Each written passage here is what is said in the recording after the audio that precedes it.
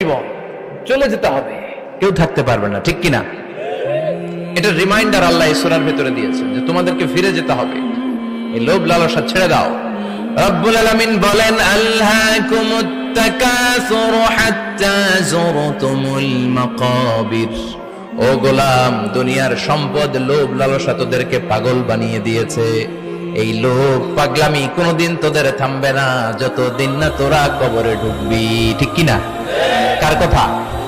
আল্লাহ বললেন দুনিয়ার সম্পদ আর লোভ আর মোহে তোমরা গাফেল হয়ে গিয়েছো, আখিরাতের কথা বেমালুম তোমরা ভুলে গিয়েছো। কিন্তু আখিরাতে তোমাদের যেতেই হবে, কবরের বাড়িতে তোমাদের ঢুকতেই হবে, ঠিক কিনা? যেতেই হবে, আমরা ভুলে যাই। আলহাকুমুত তাকাসুর, অতিরিক্ত পাওয়ার লোভ, বেশি বেশি খাওয়ার লোভ, বেশি বেশি জমানোর লোভ মানুষকে গাফেল বানিয়ে দিয়েছে। এটা মানুষের স্বভাব। আরো চাই।